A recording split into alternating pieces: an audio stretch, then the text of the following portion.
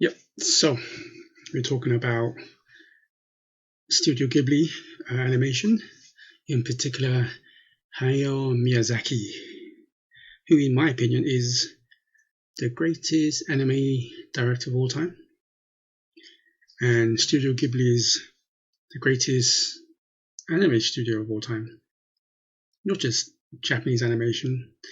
I think animation overall. I know some people may argue with me saying that maybe Pixar's up there. No doubt about that. Pixar is up there. But I just think that Studio Ghibli, and in particular Hayao Miyazaki movies, just edges it. So I'm going to talk about him and why his animation or anime are so good.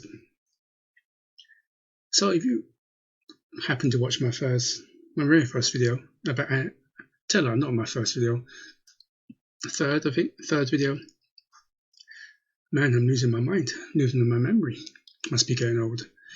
So I think in my third video, when I talked about anime, I briefly talked about Miyazaki, and because I wanted to kind of talk about him and his animation separately from that video, because I think he deserves that, of course. And so here I am recording this, talking about Miyazaki and how his movies, animation, has been a big influence on me. I think my very first Miyazaki movie, the funny thing was I didn't know it was a Miyazaki movie, was Castle of Cagliostro. I still struggle to pronounce that one. It was only after when I watched My Neighbor Totoro, which is, by the way, the soundtrack that I use for the intro scene. I still think it's the greatest soundtrack of all his movies. Then again, all his movies got great soundtracks, done by the great Joe Higashi. I may do a separate video about him as well. Anyway, back to my point is, after when I watched My Neighbor Totoro, I realized the animation, the character kind of style looks a lot like Castle or Cagliostro. So of course I did some digging and I found it was the same director.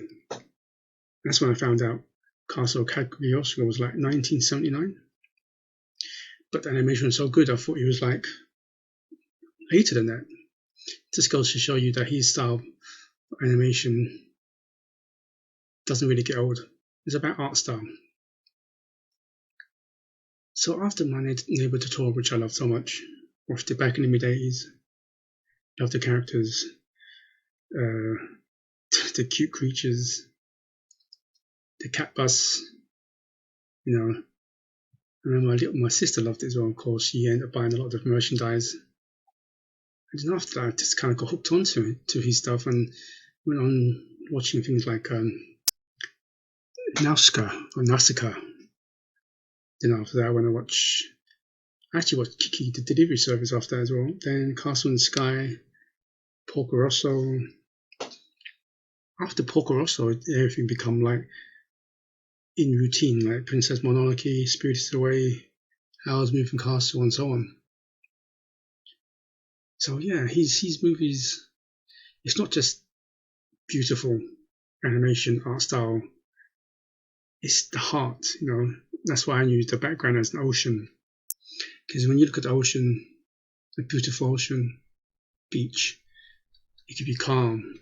It brings out a lot of sentimental emotions about you, right? It could be as powerful. It can cause a stir. And I think kind of represents his movies. You know, there's passion, there's great characters, emotion, everything that a good movie needs, really. Then, of course, inspired me to become an artist, a graphic designer. And I think that his movies inspired, I suppose, majority of anime fans. Millions of anime directors, animators, even transcending into video games. His work I think in a way his work kind of inspired Nintendo.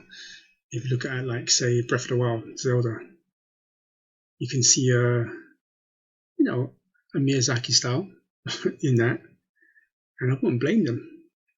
I mean, he wouldn't want to, get inspired by Miyazaki. There's nothing wrong with that. And not only that, when he produces other films as well, like all the Studio Ghibli movies, you can see they have a lot of heart as well, a lot of heart, a lot of soul in the animated movies. Then, of course, a few years ago he retired, which is a shame. And I think at the same time he deserves it because he's getting on in age. But like all great creators out there, they never really truly retire because it's that creativity. It's an itch, they can never put it down. So of course he's come back and he's gonna. I think it's stated for this year, May, if I'm correct. But then again, with this whole pandemic, it's pushed everything back a bit. It's how do I live, or how do you live? Sorry. So looking forward to that. Once it come out, I'll be the first to be there. What is my favorite Miyazaki movie? That's a good question. Because you've got nostalgic speaking. On the left side is the ones I watched first, back in the 80s to the 90s. And then on the right side is the one that is from the late 90s to now, where I watched them as an adult. So it's really hard. It's not on the left hand side, those are nostalgic, but at the same time, not so much as nostalgic talking because they are really, really good films. You can still watch them and they're still amazing. But of course, the one on your right hand side, you can see the animation using more modern technology, just a little hint of CG, not too much, which is a good thing. So let me see. I will say nostalgia-wise is My Neighbor Totoro and Castle of Cagliostro, and probably Geeky the Delivery Service. Those are the three on my left. But saying that, the other three is really close. All six of them are really close. If you talk about the more modern ones, I would say Princess Mononoke is my favourite one there. Then probably Spirited Away. And I do like myself a bit of Ponyo. I'm just also speaking about Spirited Away. He won the first, I think I'm right, correct me if I'm wrong, the first animated movie Oscar, which it deserves. It was a fantastic movie, and I was glad that that movie introduced Miyazaki to a wider audience.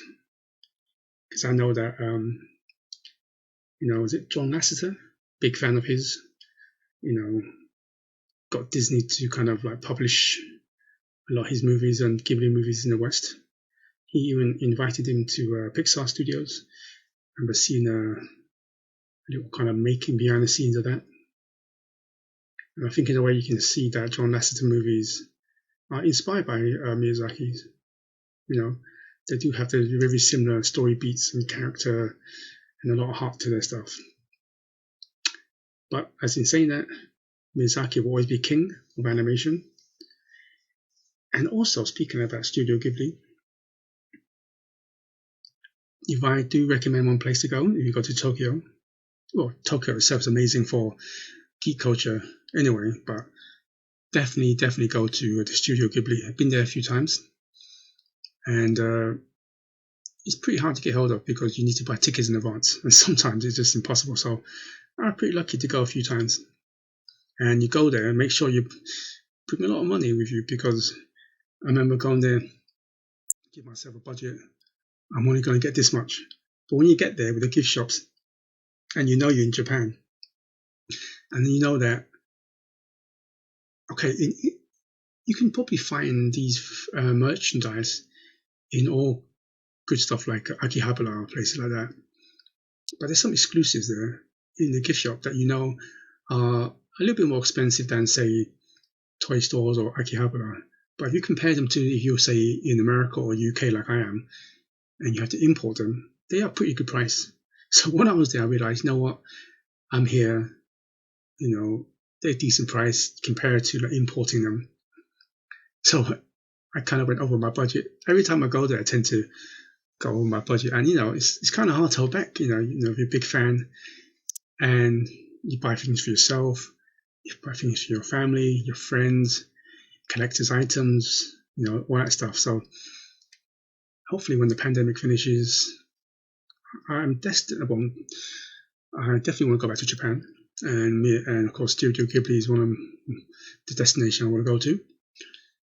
At this time, I really want to go there and splash out, try and save money and really splash out. So anyway, if you haven't seen any Miyazaki movies, if you're watching this channel and you're an anime fan, there's likely chance, 99.9% that you've seen at least one of his movies, right? But if you haven't, which is really a small amount of you, go check his movies out. I guarantee you'll like them all, because even the worst Miyazaki movies are better than some of the best anime movies out there. That guy is amazing. So you never really get a bad movie. That's the problem. You get amazing movies, great movies, and very good movies. You don't get average movies from him. So do yourself a favor, watch all his movies, buy his collection on Blu-ray like I did. If you get a chance, watch them on a 4K TV. Amazing. And don't forget, if you get a chance, get some of the soundtracks, because he's like Spielberg. Spielberg's movies, he gets John Williams to do soundtracks. So Miyazaki gets Joe Higashi to do his soundtrack. And that guy is a fantastic composer. Probably, in my book, the greatest anime composer. His music is fantastic. His music is like Miyazaki movie. You can see why they go hand in hand, because they both got the soul and the heart. So I'll be doing a video about Joe Higashi as well. Anyway, enough talk. And thank you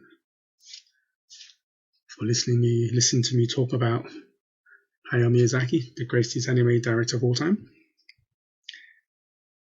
And probably still will be. I don't see any anime director taking over him anytime soon. Anyway, so enough talk. I just say thank you. Good morning, good afternoon, good evening, wherever you're in the world. And please stay safe. Goodbye.